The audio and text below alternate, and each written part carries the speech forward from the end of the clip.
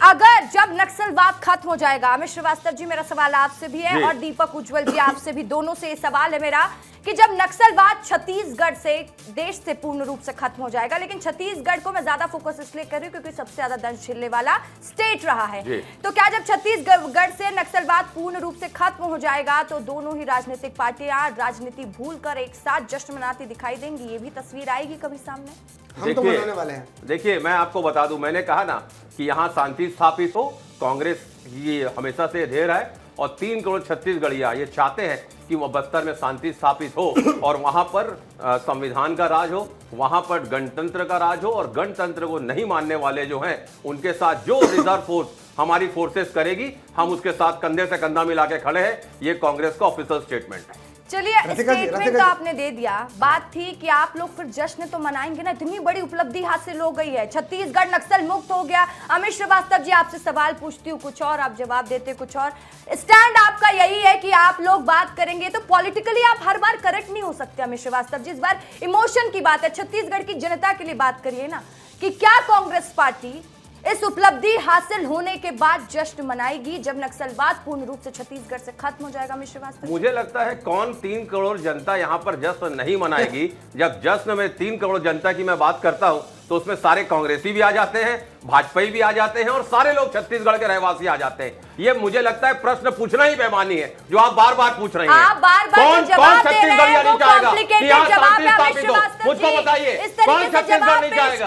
अरे आप समझ ही नहीं रही है, या तो आप कुछ और नैरेटिव सेट करने का प्रयास कर रही है। बिल्कुल भी नहीं, मैं आपकी बातों से बिल्कुल इत्तेफाक नहीं रखता। कौन छत्तीसगढ़िया नहीं चाहेगा कि यहाँ शांति स्थापित हो? कौन शांति स्थापित करना नहीं चाहेगा? कौन नहीं चाहेगा छत्तीसगढ़ में जश्न मनाना? आप बताइए, कौन छत्तीसगढ़ नहीं चाहेगा जश्न मनाना? आप समझ नहीं रही है तो मैं क्या कर सकता हूँ उसके लिए? हर छत्तीसगढ़िया चाहता है कि बस्तर में शांति स्थापित हो। आप खुद भी कह रही हैं, आप समझ नहीं रहे, आप कह नहीं रहे, आप खुद भी कह रहे हैं, दिस इज नॉट फेयर। आवाज बढ़ा देने से अमित श्रीवास्तव जी कुछ नहीं होता, सवाल का समय अगर पर आप जवाब जोर दे से देते हैं पूछेंगी तो मैं तो दूसरा मेरा भी सवाल वही नहीं वॉल्यूम में आवाज पूछती। चलिए, ठीक है ठीक है ठीक है ठीक है। अमित श्रीवास्तव जी ने पूरे डिबेट में नक्सल शब्द नहीं बोला है, हिडमा का नाम तक नहीं लिया है। अरे क्यों मैं जानना चाहता हूँ, अरे क्यों नहीं होगा? क्यों नहीं होगा भाई? नैरेटिव सेट करने की कोशिश कर रहे हैं, अभी बोल दीजिए ना आप कि आप नक्सलवाद के खिलाफ हैं। कांग्रेस पार्टी नक्सलवाद से नफरत करती है। हमने अपने नेताओं को खोया है। खुश है। आप मानसिक संतुलन खो दिए क्या? चलिए, हिडमा का नाम नहीं ले चलिए, रहे, ठीक है। हिडमा का नाम नहीं ले रहा, क्यों नहीं लूंगा? मुझे डर पड़ा है क्या? हमने अपने नेताओं को खोया है साहब। हम उससे हमारे ज्यादा आपको पीड़ा और तकलीफ नहीं हो सकती। प्रथम पंक्ति के पूरे नेताओं को खोया है और उसके लिए यही व्यक्ति जिम्मेदार था। और तो उसके बाद तो आपको बोलना चाहिए ना अमित श्रीवास्तव। अभी भी नाम नहीं क्या सुनना चाह रहे हैं आप लोग? बता दीजिए, मैं बोल देता हूँ। उसके बाद तो मैं थोड़ी बताऊंगी, मैं तो बता रहा हूँ।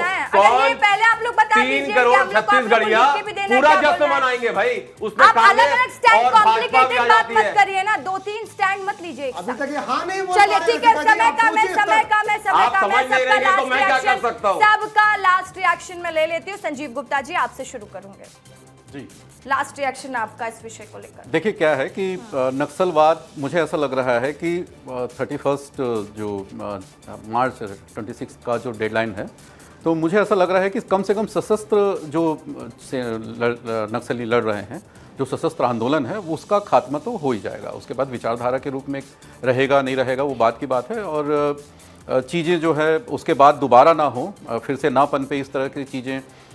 जो जिस वजह से नक्सलवाद का उदय हुआ था, जिस वजह से नक्सलवाद पनपा, उस वजह को भी समाप्त करने की ज़रूरत है। विकास के जो काम है वो नहीं रुकने चाहिए, वो लगातार चलते रहने चाहिए उस क्षेत्र में। और दूसरी सबसे बड़ी बात है कि जो कुछ वर्ग जो है, जो एक कुछ वर्ग जो जिनको एक आशंका है कि वहाँ पे कुछ उद्योगपतियों का बसेरा हो जाएगा, कुछ उद्योगपति उसका हासिल कर लेंगे, तो उस पर भी सरकार को एक कदम उठाना चाहिए। और वहाँ की जो जनता है, मुझे ऐसा लगता है बस्तर ही नहीं, जितने भी जहाँ जहाँ नक्सलवाद फैला हुआ है, दंडकारण्य का क्षेत्र है और दूसरे राज्यों में जहाँ फैला हुआ है, वहाँ की जनता की भागीदारी से उस क्षेत्र का विकास हो। और विकास जो है अंतिम पंक्ति के व्यक्ति तक पहुँचे। रोटी, कपड़ा, मकान, शिक्षा और स्वास्थ्य जैसी जो सुविधाएं जो आज बस्तर जैसे सुदूर इलाकों में नहीं मिल पा रही हैं, अभी भी हमारे लिए वो बड़ा दुख का विषय है हम सबके लिए। वो सारी चीज़ें जो है विषय वो होगा। वहाँ पे। दीपक उज्ज्वल जी, ये सबसे बड़ा विषय होगा। नक्सलवाद का खात्मा तो ठीक है, लेकिन उसके बाद इस जनता के लिए क्या करा जाएगा, क्या प्लानिंग है बीजेपी गवर्नमेंट के आगे को? जैसे जी, भारतीय जनता पार्टी के उदय से लेकर आज तक भारतीय जनता पार्टी की हर मैनिफेस्टो में, हर संकल्प पत्र में नक्सलवाद का उन्मूलन एक बड़ा टारगेट रहा है। जैसे श्री राम मंदिर रहा है, जैसे धारा 370 रही है। आप कोई भी संकल्प पत्र हमारा उठा के देख लीजिए, कांग्रेस के किसी भी राज्य के किसी भी राष्ट्रीय या लोकल मैनिफेस्टो में, संकल्प पत्र में, भाषण में बात की कमी आपको दिखाई देगी। कभी उन्होंने नक्सलवाद के उन्मूलन की बात नहीं की है। जहां तक बात है, आपने जो प्रश्न पूछा था उसका जवाब देता हूं मैं बिंदुवार कि नक्सलवाद के खात्मे के बाद क्या होगा। नक्सलवाद के खात्मे के बाद बस्तर का जो है स्कूल जाएगा, हॉस्पिटल भी उसको मिलेगा, उद्योग भी लगेंगे, पर्यटन भी लगेगा, वो सब कुछ होगा जो रायपुर जैसे बड़े शहर में होता है। और क्यों नहीं? जी, निश्चित तौर पे जल जंगल जमीन के जो असली हकदार है वहाँ के रहवासी हैं, उन्हें अंतिम पंक्ति में बैठे हुए अंतिम व्यक्ति तक को सरकारी योजना का लाभ मिलना चाहिए। ये हम सबका ध्येय है, उनके जीवन में उदय होना चाहिए, बस्तर और समृद्ध और सशक्त हो, हम सबकी यही इच्छा है। चलिए ठीक है, बहुत शुक्रिया अमित श्रीवास्तव जी आपका भी, दीपक उज्ज्वल जी आपका भी, संजीव गुप्ता जी आपका भी इस चर्चा में हमारे साथ जुड़ने के लिए।